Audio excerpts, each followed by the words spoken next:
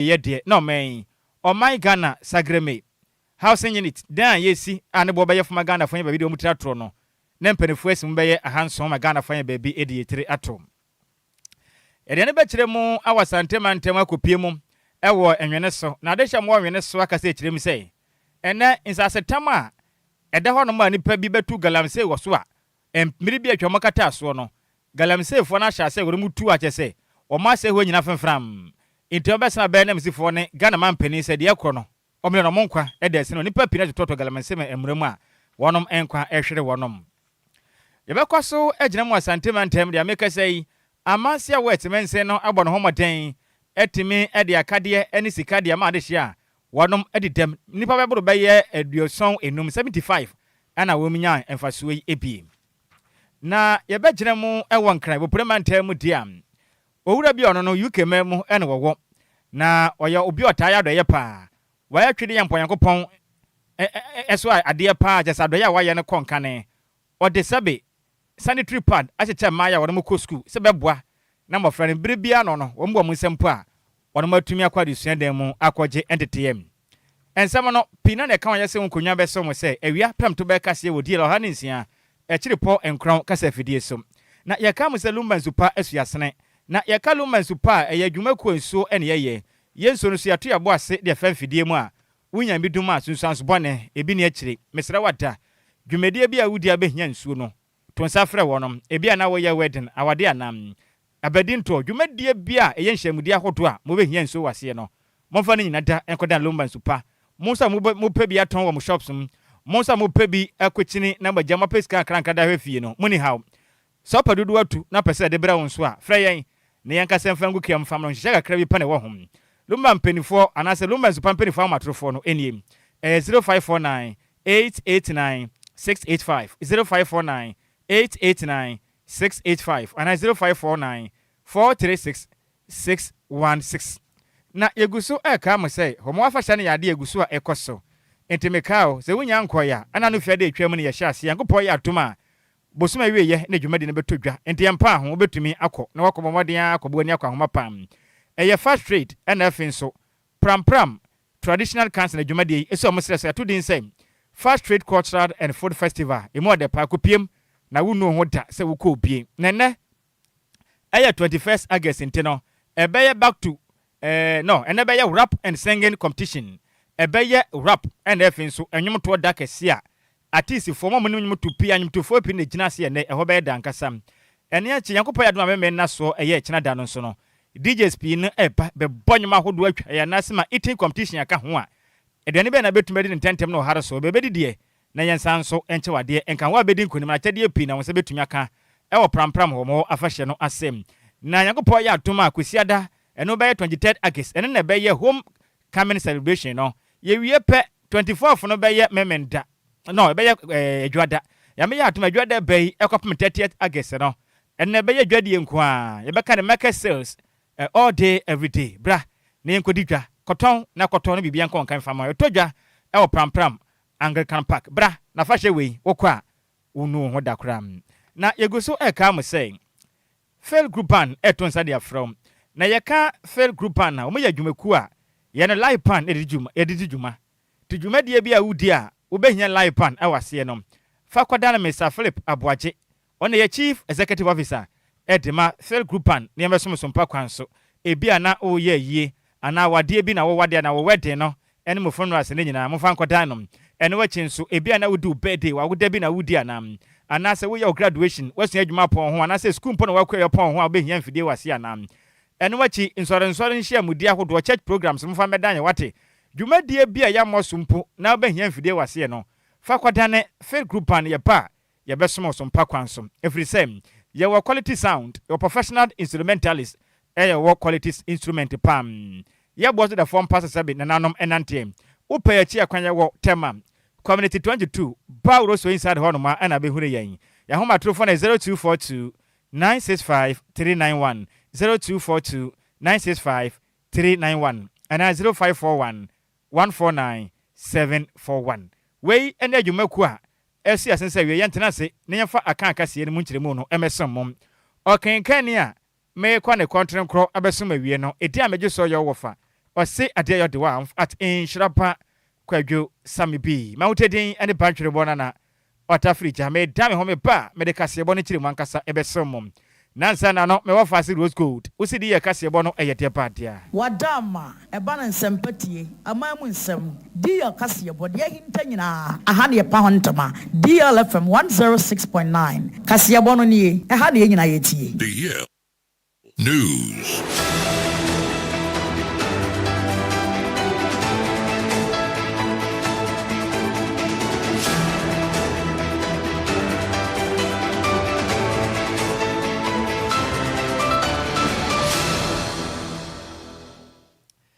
Yamamo akwapa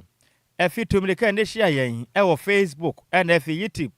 na yemfa kasebo no echire mankasa ensomum ya sha kasebo na se e de firi o magana mampeni berema obuada John Dramani Mahama akasa echire misem yemfa nto Ghana fuanim se sagreme affordable housing project a Ghana mampeni dade wanya ne ba bi kro mekire akane o mampeni yempapa John Evans Atamilis awanya ba bi krosha ase na wosie no oye dum pempenso na ekon kan ye pam eno achi ema Ghana mampeni John Dramani Mahama na memu odi kan obesom ye no ono so to aso am nanse kodu ba bi a emra ba se san ban dwumadie no atwesan ye firi sem na MPP amembo no echirem sei wode mo huru sei edwumadie no kratasem bi na afi nsu sikadie frakadam bi eyakoso nti no mbehia mre ahwehwe o mo kratasem am ne sent na madwumadie no entimi antoaso na Ghana mampeni echirem sei na banya pai egusa wo hwese dwumadie no wonom egusa wonom etoaso a aban ene yankwa dwumaku ne wonom so asena dwumadie no wonom etumi asi awiem na Ghana mampeni echirem sei yamfa to Ghana fo anim sei yankopɔ ya atoma efe dikan no yebeka ne se ne ye first batch of eye housing unit no wonom betimi a commissioner pa hontoma ewo March bosomenum ewo mfempem no ne adunu nsomu eno ne benya dan bebro beye apem ene ahanum 1500 unit ena mo hwe chese nkopɔ ya atoma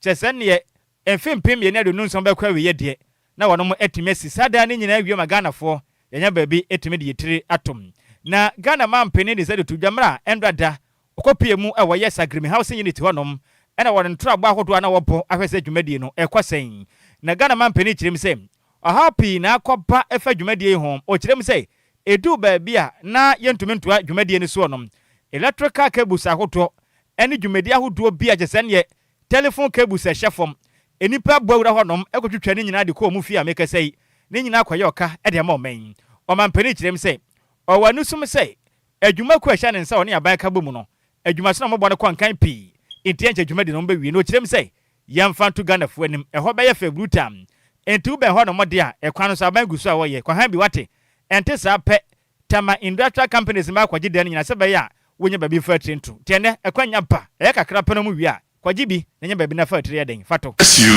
have all heard the good news, and so I'm not going to overemphasize what has been said. You can see the beautiful montage behind me. This is how it's going to look when you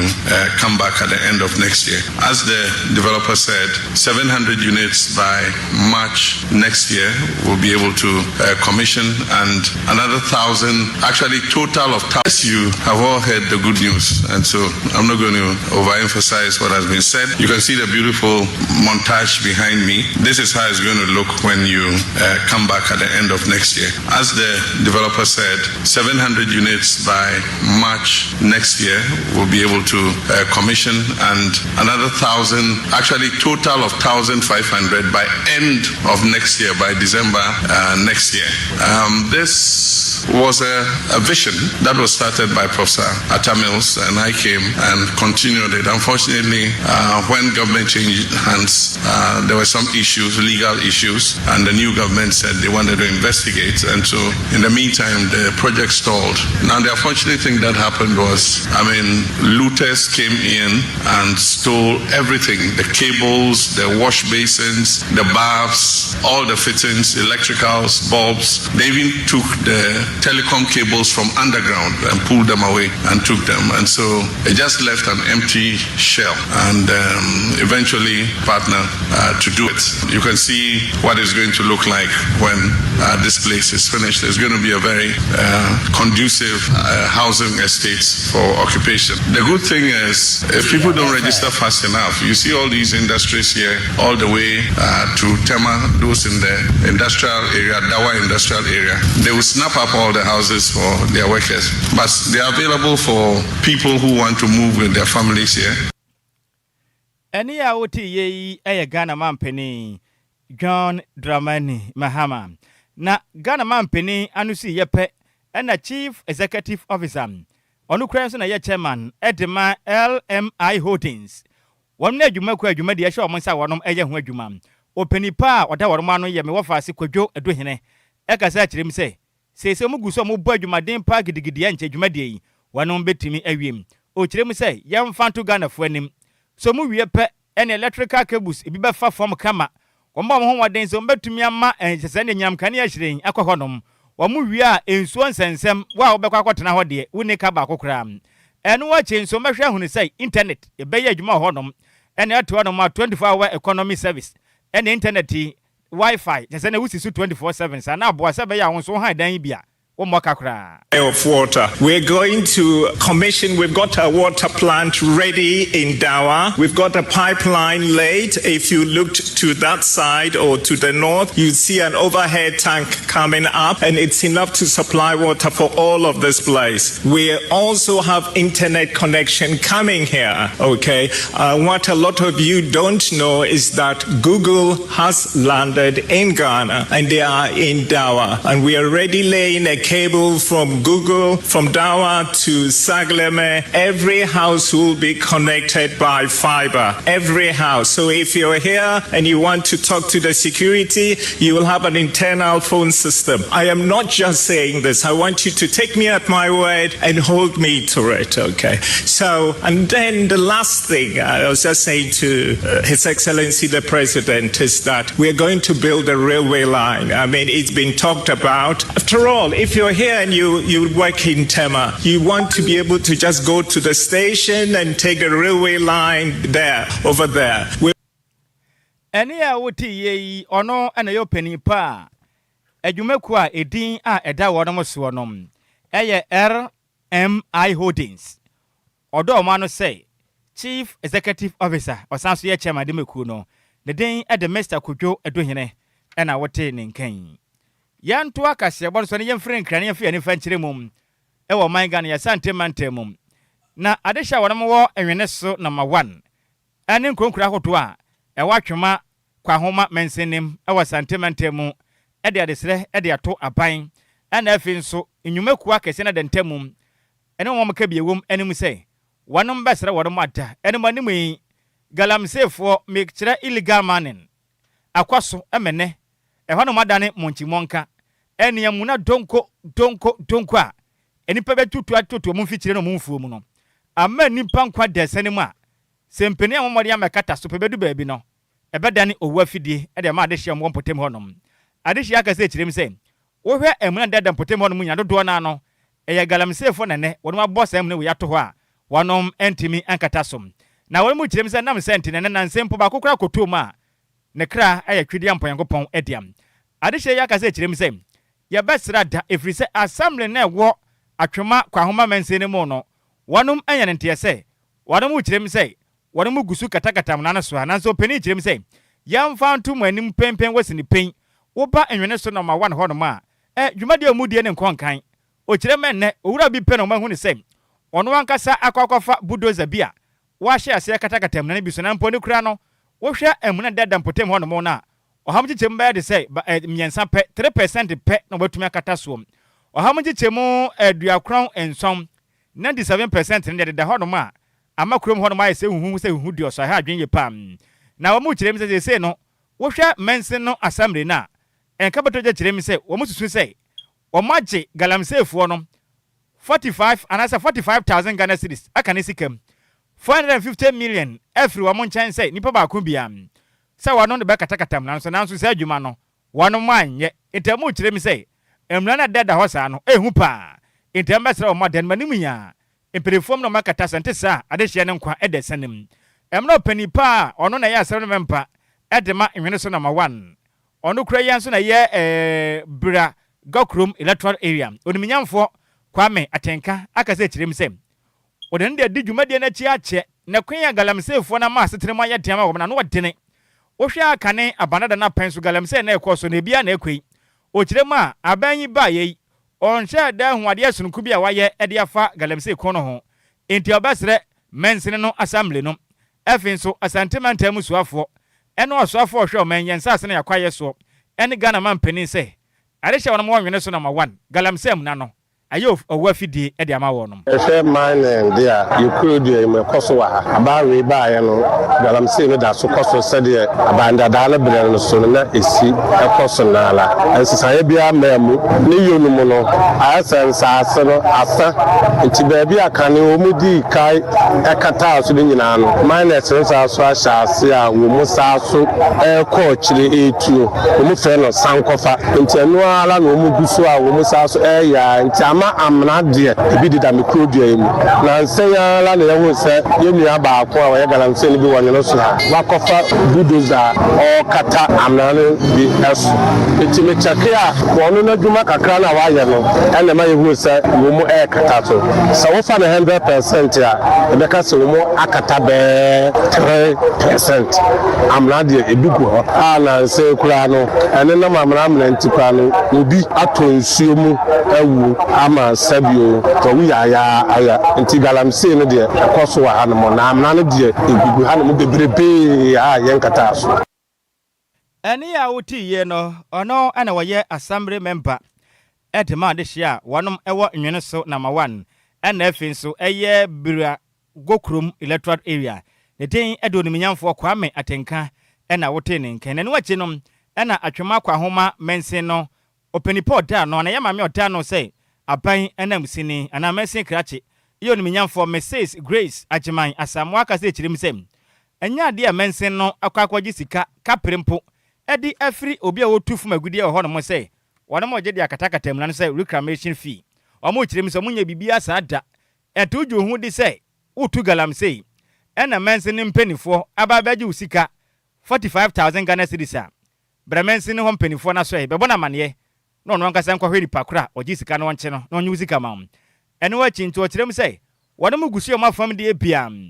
na o matumi aboa no makatakata so entamba se na matren kunwa ahemfo no mo wotumi na ne mabunu ne bia so waden aban kata so no mafa akire no modin akwase ho nyina nti o mesra ahemfo no so mumra mu na mu nyina mo asabe ya ebetumi nya boa na galamse mu na beda danwene so na ma wa ne potemu no o matumi akatakata ne nyina na galamse no wonom etimi ama etuatwa de ewo mu ne se ebi mu akọ register a omode to omo ho se omo beye reclamation no ama amensin no a omo sha ase eye ebie eba news ama amanfo bebre ehune nanso ye mofra yi aso oden enti ebi asa ate ase akire etutu aya ade a ehamiye enti ene da mi de adesrede e ma nananom se omo nso emmoa ema ye mofra na omo di se adwuma no se ye kata amena ne so a na anajo omo nso akọhye ho ese tutu no say ya omobetumi ate omonsa free ho district yi so yenso ye behwe eya assembly ekwan a ye befa so a omo ekodi sa adwuma no anadwo no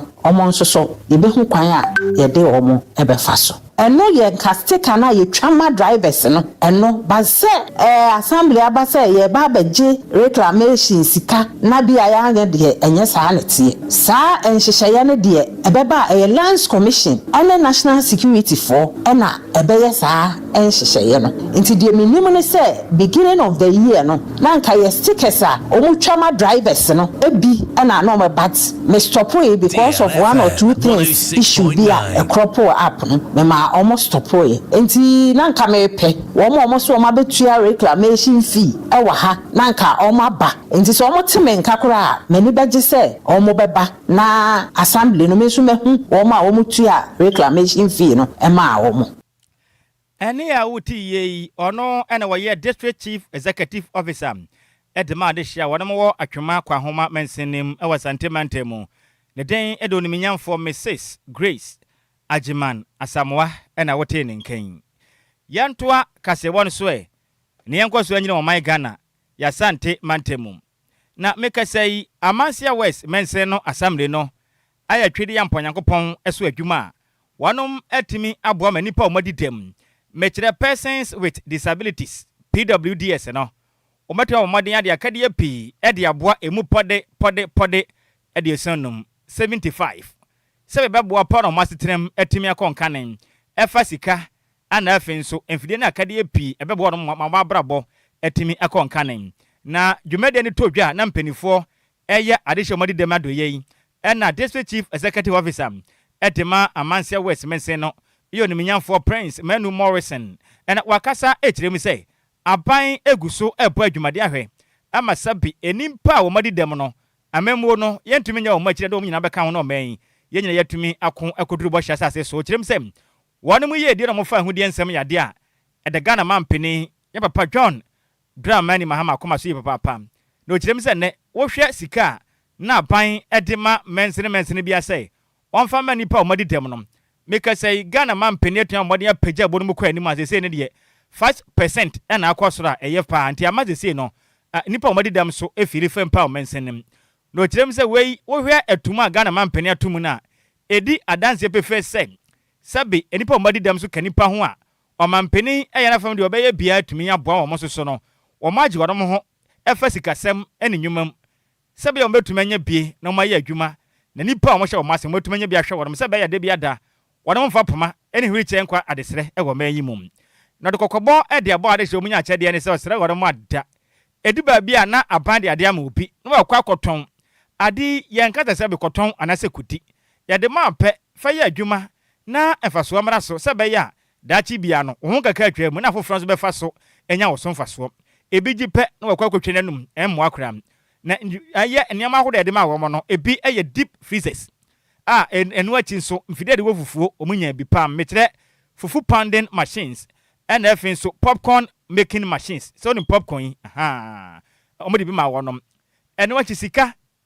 eni achede epi na mo sakan to kirem se we babbo ma de hye omudi de o mansene mu no wo mo ho anha wo no abana nsene de ma de hye mo wa manse west mansene mo ni nyamfo prince Manu Morrison kasa ye no emu nkyeremu enie Sema His Excellency Dramani Mahama that was sebi miswadi huma de disability fund ebae in say no what that but the miswadi huma eba na 3% but what to at 5% and then the local government ECF no so about some over 80% in na ba assemblies na amayenya disability fund ya de the last session I chair me dem nipa 64 and we ready over 75 set yema fridge the popcorn machine fufu pounding machines and then some cash in cash obi o said just maybe just 1,000 Ghana cedis e dey ato bibi anase so aye dey ato nti ni nyina mu ye fe bi needs assessment ye ko bi ho ba hu nipa ne do hu hia na ya ka ye yu bia akoma so dey amanu na ye chimpu nyina se nipa na omo dada setene mu omo inside dey e ko mu ni na ahun ti sense bi a said we dem onya ho dey sem ni mu ai bitini papa se bi omo dey na ma omo dada setene mu aye ti da kai ti na se so dey see fa dey ni se nya dey bitini esu mu do ni na dey but at least betini so mo ha mo takaka dey ama we tefu mu an ene ya woti ye ono ana ye apan ana musene edema de hia wanom ewo amansia west mensenem ewa sante mantem ne den ede oniminyamfo prince Manu Morrison ene wachina ochitena ni edema Federation of Persons with Disabilities ewa amansia west mensenem Mr. Isaac Ajiman echiremu say ana montu a mensen no enam Ghana man peninsula to ne yade konka ne yipa enti wono manu aso papa wade wanwaso aban ayade ma wonom na wono mu kirem say won besa de hye ne wono mo nsa kan fidie achede api eni sika ne say mo mfa nko enkoton mo mfa nkotwemanum mmodin amfa nya adwuma se be ya dachi bia no ehun beba mfaso na foforo nso enya mo so mfaso da balance se je bi se to aso sisi ni ala pa so no Didn't you know my them? Was a young French should be my. So what did the man just say? And no one. So I buy no or say or boyan, Lion Sweet to me, boyan. So yeah, but yeah, now a kind of son. Young for you was yourself for. Now I say young for try to punch a young for sister. Two young cry say, same point anyone yet, yeah, and say, no, you say, and say, and the problem with my bonus. And Sabekan, now make you guys say, it's not what be independent, what be independent, what brown could depend on Bishop. So I said, me, I make us a name, the big Adam. I push to a million, mean depend to be asked, I'm young as a crown of the office. And here, what ye or no, and a yacht name, Mr. Chairman, at the many power, Modi dem, our Mansia West, mentioning our Santemantemo, the day at the Mr. Isaac Ajaman, and Amote Ninken, Namani Bay, Yamani Boni, Samuel Fulibotin, and a different Asantemantemo, Ebesum. Yatwa Casabon Swanee free Asantemantemo Tiesim, a one crying. Pomponemantemo, the young woman, our this year, and sensem. Na owura bi ono no UK ena wote na so ye Ghanaian Ghanaian based UK philanthropist just we ka obi a wo ya doye pa obi ni nsem manipa odimu tinteman osanse obi a fa no ho masua de onfa ni agro educational consultant osanse a teacher ni e wo UK the day at the Dr. James Owusu na wa yankopon twede yampon so ade a enya semukuma kram na de owura ya ye ni nyina ne sei wabɔ ne ho moden etima cheche sanitary pass pebro beya ehenu 200 ediama emofra omoye ma omko school ewa wutomi ena fi kaneshi 1 and 3 ni nyina da aya ban school a odebo asebe ya mofra no wono mu masua no ebetimi akonkanen na mra owura ne din Dr. James Owusu ejemre no ne yanam senior otonkra emadi e kasebo ewo nkran pompremantemu me wofa se Emmanuel opoku adusi Duda Barama ne se DJ active train kombo no ena owura wusu ekirem sem edum pempen so a yamafra mu ko school bu amon sape na ekoye ensempi wo mayimu obi ho no ma wofo ne bi etube ho ne se na se okotena fie na eja ne na watwe baako na se 7 nsebo na chi ne ho beto na wasan akwakosu ade ebi kura mpodie na watwe menu na onko classroom da na ne nuanom esua ade sam enam sabi abo wo hinyenti oso ko atifide mantemu ne memia pi wo mayimu a ya mafra mu bu wa monsa pa motena fie ne yade e konka ne yepane ba sanso a na mofa ne dache efa homasua ho ne de gura to prepam openin akase kirem se ono yakopa ya do mene oto no nsa na tu bi so de a ono nkwa ntumi nkwankotena eye UK memu no ono nkwa ni de men na Ghana mafra mu wa mayi mu no emre sa da ne santi obo ne homoden etete mafra no na afi nso ne kakro betumi no na ode bu a wono men eto obo ne homoden e de sanitary pass akoto be ya hanu 200 Some of from ko school na omubu amonso amobre no obi anya ne kama na onfanse sie ne ho se be ya na busum to akwantu na kire no ono so betumi afiri afam na watumi asuade akonkanen opani kirem se emofra pi edu amonso bu achi a obitumi kofa 7 to magufini keke na odi siesie ne ho enam sika ni fie nti eba ne sanso a susans boni pi wo honom ema na pomuden emwa wo men ene mofra nkasa da akyekram opani kirem se so man yetumi bo ma ye mofra ema etumi konkane esua de ekwa animu a ebeboa pa mai atimi ahwe efie papa visa sabi ba kofo nsa entumi nkata twede ya mponyakopon anim na sana mpenifo aka sei ba kofo wira du a egu ne santi oye we dia boa sebe ya mofra no ebetuma ya ho kaka e wo msabuo mu mpo atimi esua de no man ya mode ba fa de sua mu no atimi akonkanem na sa kire mu sei o hye schools no bo sei yakopon ya atoma de tosumi no besan besra won mu school ho no ba pe or the computers laptop fidie PD ba sebe bona mofra no abefo kwaso no wanom asuade Dr. James Owusu kasaye no emu nkyeremu no enie da binance se ene na ya pe no ebukef enti ye hwese yense beka eye Dr. James Owusu ene na Grandma almost sanitary product, yes, sir. La shame we say, your baby man mo has say no. My you be say a groom man was say omubu omunsa na so omohabo omu menses na. Be any sanitary product. Until me mo campo embassy. Obi tena fie do all the whole week embassy. Not just all miss out our education. Now this year it is. Until me mo no ema academically no. ultimi mbɔ ho mɔde na research so actually say so wo fa Ghana ha say a wo yi nkwadaa nnu mu a baako bia ntimi enya access to sanitary products ona omo ye research this or no no mo hu say nkwadaa 705 no 33.5% no omo ntimi enya sanitary products on school nti omo me say out in a lesson nti the man motivate me say you say a man etimi ko school because a man ko school no mu see skills a boa omo e ma omo timi enya adwumaye so oba no se nya adwumaye a otimi hwefie eka ne ma etimi bɔ no bra na omowa enkwada no titu e maiwa na omo fi poor background to make sure say omo was facilities and na dey ka ho so e was so omo toilet baby enfuo wo baby omo timi awash omo nsa omo timi asesa omo ho because baby on mo ferry on be so be ko baby anipa bebre wo nti o se timi toilet e kama e wo school to bia e wo ye memo ha se na be ya enkwada no so on ferry se obebe school eni ya uti ye eye Ghana ni a UK memu ene wote osanso bu adwumaden say educational consultant na osanso teacher ni e UK ne din Dr. James Ohusu ena mote ne nkan na no si ye pena ya mafra omuko school ewo ewutome ena afi Kaneshi 1 and 3 government school num ekire mu sem ade ya Dr. James Ohusu ayen yankopon so ade pa na wayen omoda na se yankasa womso mbayiro omo hwa yomafom de omeye bia sua homa konkan se be dachi bia no ado da ye wo mu eso be ba mfaso e de mo mu ni nyina. My name is Victoria Lawson and I'm speaking from Kanesha JHS. Today we have been donated sanitary pads and we want to say a big thank you because most of us don't have some when we are during our menstruation. So we want to say a big thank you to the donators. Thank you for this sanitary pad. It's a great help to us. And I'm speaking from Kanesha JHS. Today they have donated sanitary pads to the girls and I want to say a very big thank you to the man who brought the sanitary pads. Thank you. I am speaking from our JHS. Today they've donated sanitary pads for us. We want to say thank you to him. We are grateful for what he has done. Thank you.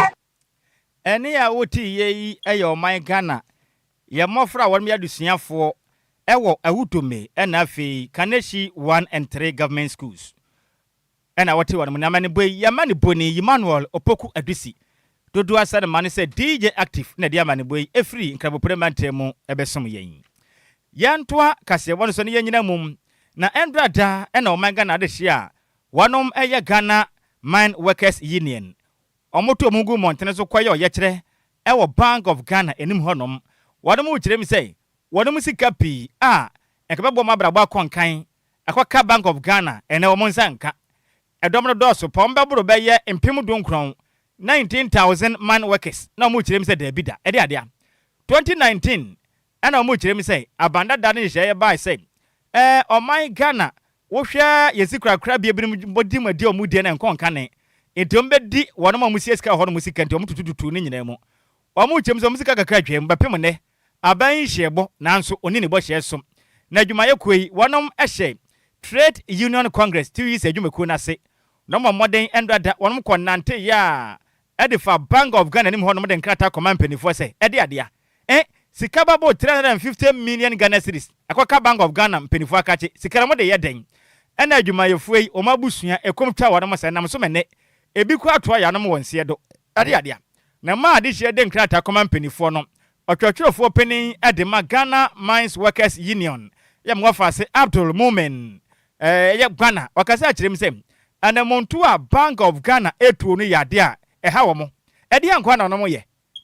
omusika mu ahye bosem betua de na mo twen wode mo abrema koma de nipa de 2019 sika kaka adwamba ko penne de be na mo mo kirem sem so mo nsan kom ko mekoso ayo akira kopem bra aban betua skan fi se de asie no emu aye pa na meko ene bi ni mu. This is not what we intended for the local content regulation. No. This is a complete reversal of what the intentions were. Mr. Minister, with the greatest of respect to you, the Ghana Mine Workers Union and over 14,000 are totally opposed to this contract mining directive.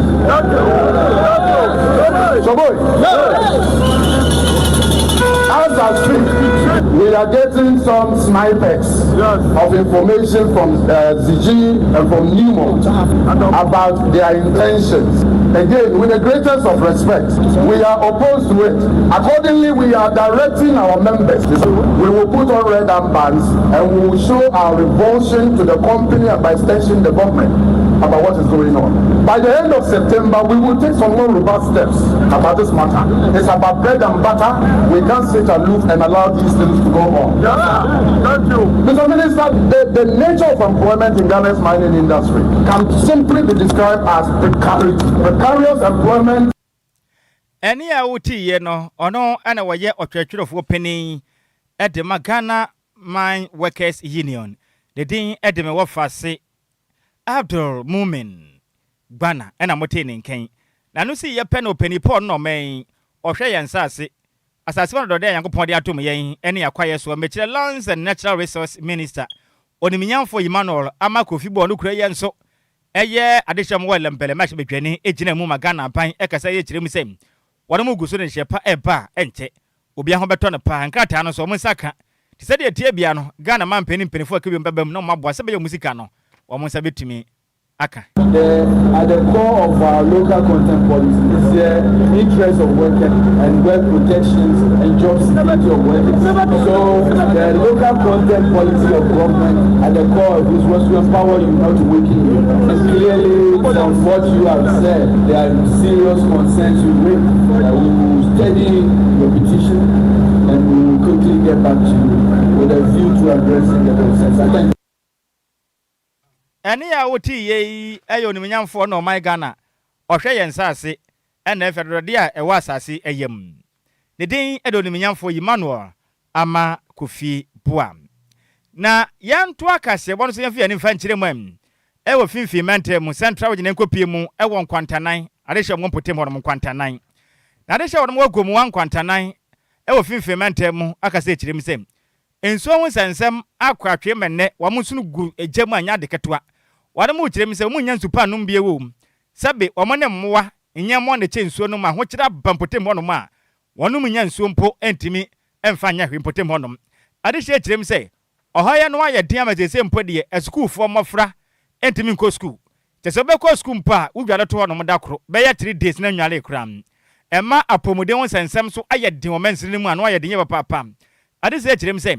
edu pempenso ahokyere na ye too much na momodin akose nso di free ye pons mo baabi ehwa akwa atwe edu pebere mpode asep tap na makram omone mmoa na eche nsu ehu pam wode mu kyerem sei ayese ba akopem potem na ye che compound nso mpo no omunya nso mfa anya adwuma entedu babi mpo na mokopa omapomuden kura ho sensema na ye aye nsempi ye sei ehwa na no aye dene omu kyerem sei esukuu fo mofra wode mu ko school mpo no je bofra so na hamache etwa kwantenten ti kwa kyire ekwanam se bi nwuram kopensuo edwade ansa na wako school ede enkwam wa mu kyerem se edum pempenso a na o ma ha na no ya dodododo nto mbesra ban se omra mukram adehia ka se kyerem se wuye o ha we to nkyanye no nkwam edu baabi agalam se fu anso akwa se wore mu nsuo na wo se ase nyina mpotem ho no ma ama ho kyera ye den se sempo we treatment plant ahodo na nkaja empenifo to mini sanu nsuo no so kura na edu baabi modundum na galam se nti aho kyera na so wo ma akwa so nye edu baabia network se nsam de ya yompom enti o mbesra ban no mo ka biewom ade hye wono mpotem ho no mo no mbesre wo mu so sensem ne ha wono mtin kwantanan gomwan kwantanan Ghana mampini ebo o mencheche ne kankwa o me hododo de ye mfaso de no wono so ebehia nsuo mpotem ho no ye femu bi pa nsuo onsam de edin wa pa u benya nsuo pa ayade a be bresansa wenya nsuo da ayade nsuo onsam de ye bre pa ejuma ye fo ayewom no ye benya nsuo no ajare ntama akọ ejuma school fo benya ajare ntama akọ school enti esiro mo asayi na ye ho beto enti esiro mo ye po mo cho nsuo ni de makura ba 5 years years ni emma yensu pipe awa kurom ha mi na emma nso ni tutu na wo bie na ba sisi ade emma kura yensu bia okwe aban no hu yamagbo na onkasa ma wo ma wo hwe nsuo so na wo bie na yeso yen bi na ye ble ewo nkwantana nsuo ne de emma kura ma ye bre isi ahia abatan ya wo fufuro kura nsuo bucket baako 3 cedis enti ade no top bucket 4 esen no betumi de esi ubani ama ema na ye nsuo sama ne de ha ye pa wo mu ankwantana bremi amikase me woman organizer e wo kuro yi mu hanom ya boy ya ho modern ye to aba ye bibia ba ye nsuo sama de akwan no so ha ye pipe ba e be 4 years ni te bi wo ha ebura na ye kwasa na nkwara na nya bi etumi adware akọ school bi wo so bucket ba akọ 4 series ehu ye ten pa nti ye bre ye stress ya aban omo ayen se ba na akakwan mu so ni nti sometimes bi wo no ma ye nya nsuo a omo betina fie omo nko school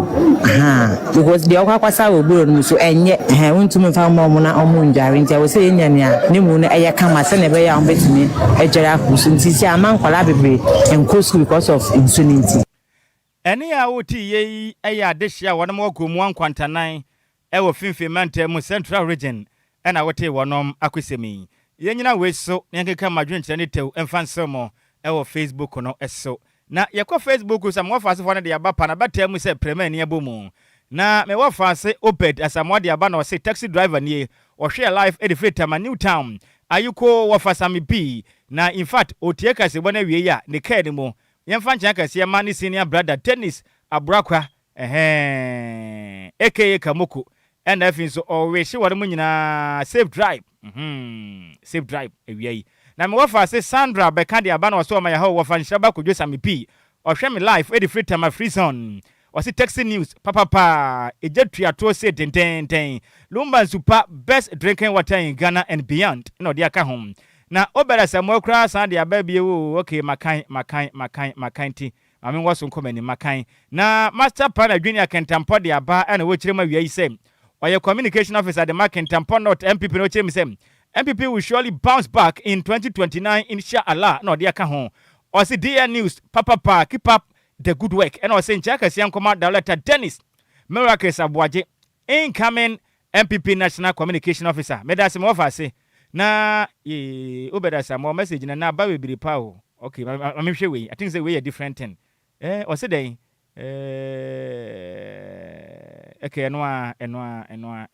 no de aba o say taxi driver from New Town ayuko officer me B hotel life edi free yetema no kirem say my senior brother Dennis Broquest car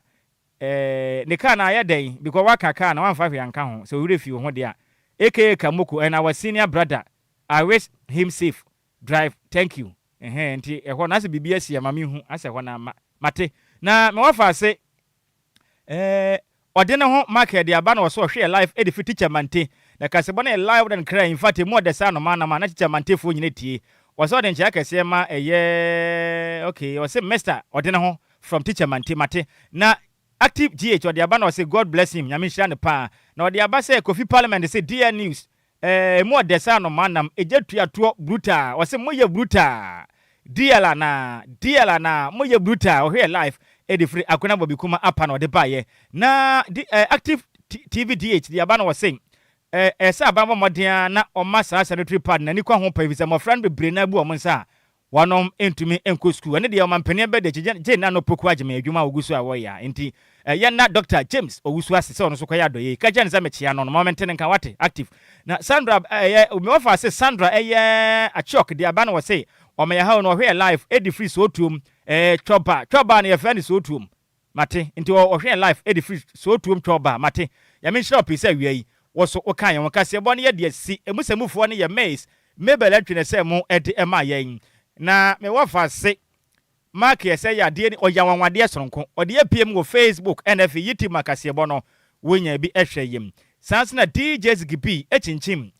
kase fremfo made so me ya wiai oken kan ya me ko ne contract crop besom wo no edi ameju so ye wofa wose ade ya de one at Nhyiraba Kwadwo Sammy B mawteden ade bantwe bo na otafrija me saso na najwa sikin na pamfa betras ne wonim se yen kai dum ohuni pa bia wu a tena se bokọ wo fie ho no mo eyiye ne mo hya se enye enyomo no monka nche DJ ne so mfa mfidie ne to DLFM 106.9 na najwa siriki ene na de hye monyom ne mfirifia mfa mamo aduane ne munni ensabode ne monye mfa na yeye nsu hwe na wansu wusu nso ebechew efise su ne najwa ne kwam yefum ene saizi dia wusu a wodeka mesere hwe na wansu ja su ne maye ne yensu enyom no so ye ne bebo amamo na mmom no ensabode ne aduane de munni ye mfa anya hwe mamo nyina moniti a ade hye. Give us P capsules. Give it to me, baby. Give us core capsules as well. And man, me nyina akoko yade.